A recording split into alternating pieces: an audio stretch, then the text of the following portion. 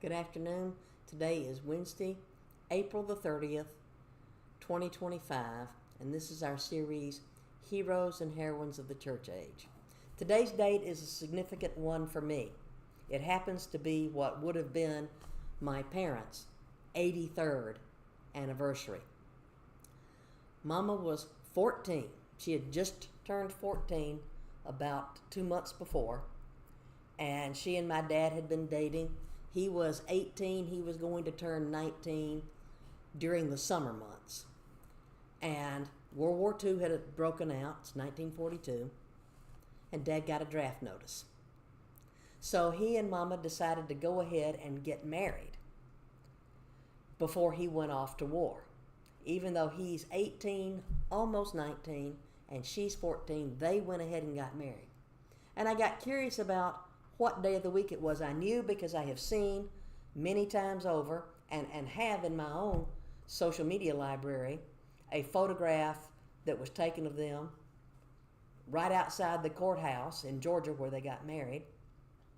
And because it's the middle of World War II and everything is rationed, Dad's just wearing a white shirt and a tie and slacks, and Mama's just got on a regular dress because so many things are rationed. It's not like they're going to have a wedding cake and have a big church ceremony. And it occurred to me, okay, they got married at the courthouse, so it must have been a weekday. The courthouse wouldn't have been open on the weekend.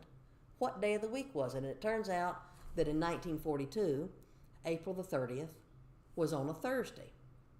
So they got married, and they had just a short time that they were able to live together under one roof before Dad had to report into the induction center and go to basic training and then be shipped off to serve in the Army in the European theater in World War II. Today is April the 30th, so it's my parents' anniversary. It spawned memories of what Dad did in World War II. He was part of an Army combat engineer group that went into D-Day invasion, Omaha Beach, H-hour +1, fought through Cherbourg and Antwerp, Belgium, where he was under fire for 270 days, and he had a big citation for having served under continuous fire for that length of time. His unit went into Germany, and his unit liberated one of the smaller concentration camps called Flossenburg. They liberated the Flossenburg camp in April of 1945. Dad was 20 years old. He was 18 when he got married, 19 when he was shipped overseas, still 19, not quite 20, when he went ashore on D-Day. And a year later, at the age of 20, almost 21, he liberates a concentration camp. He came home from the war with some pictures of the concentration camp. My oldest brother has physical possession of those pictures, but he sent them to me by electronic media, and I had intended to bring in those copies today, but I had some other business and didn't get to bring the photographs with me. Dad wouldn't let us see those photographs until we were all at least teenagers. It made a severe impact on his life, and that's what today's Heroes and Heroines of the Church Age is, the liberators of the concentration camps. Because as it turns out, today, April the 30th, 2025, some 80 years after the concentration camp was liberated, today at sunset will be a Jewish holiday where they are remembering the liberators of the concentration camps and the end of World War II coming up on them. And it's also just before Israeli Independence Day. Israeli holidays start at sunset the night before and go until sunset the next day. So in a few minutes, we're going to be doing an Israel update where we'll talk about the fact that once again, terrorists have tried to attack Israel, this time by setting fires in populated areas that are raging out of control because there's high winds, because they are deliberately choosing to attack on a day that's significant for the Jewish people, a holiday where they're called to remember what's happened in the past. I was looking through some of the things that you can find online about the concentration camp liberation and what happened afterwards, because I remembered the effect that it had on my own dad, and how even up until the last year of his life, he had only just then begun to talk to his pastor about some of the trauma and stress that he experienced helping to liberate the camps, and seeing some of these living skeletons, and seeing the bodies that had been put in the crematoriums, and the bodies that had been shot, and the bodies that had just been put into mass graves with just dirt thrown on them. And so I started looking around, and I discovered that there are several accounts, and I'm going to do some more research on it myself, and it probably would be well worth your time if you're interested in history, from the standpoint of the people who went in and liberated those camps, how it affected them, how they tried to grapple with that staggering level of evil in mankind, how they tried to meet the needs of the survivors. And what I ran across was people like my dad, who were just soldiers in various units. They were there for a time, and they were trying to take care of people's physical needs.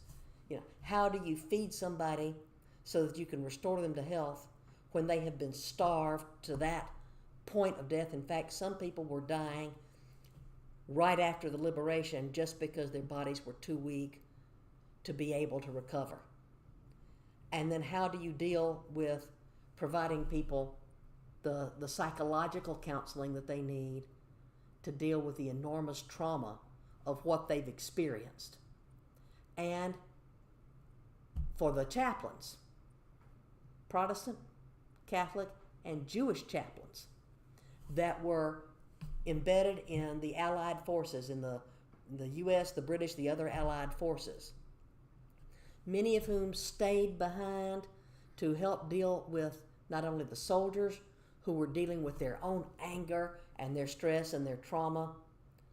There were a couple of occasions when soldiers were enraged enough to start beating the Germans that they found, the German guards of the prison camps, when they saw what they had done to these people. There were trials for some of those guards, people put in prison. Many guards faced the death penalty for what they had allowed to happen in those camps. You've probably seen or heard newsreel footage of the orders that General Patton and later on General Eisenhower gave to make sure that in all the villages that surrounded the areas where these concentration camps were as the Allies took over, that they made the adults and the teenagers, at least, they showed mercy on children, but they made teenagers and adults go into those camps, help with the proper burial as much as they could of the bodies, see what they had done, so that they couldn't get away with excusing themselves and saying, oh, well, we were just over here in this town. We had no idea what was happening in the camps. No, they wanted to hold those people morally accountable for it. And also, just from a practical standpoint, y'all got to help clean this disaster up. This is a disaster of your making. Some of the chaplains, I wrote down the names of a few of the Jewish chaplains that helped liberate some of the camps. Rabbi Herschel Schechter, who has the longest account. I'm going to have to order the book that he wrote about it and read through it, because I'm very, very interested in the topic myself. Major Reverend Leslie Hardiman, who was with the British troops, and Rabbi Isaac Levy, who stayed in the camps with their commander's permission to try to minister to the Holocaust survivors and help them grapple with the issues of where was God when all this happened? How can we have faith in God? And what it did to those chaplains themselves.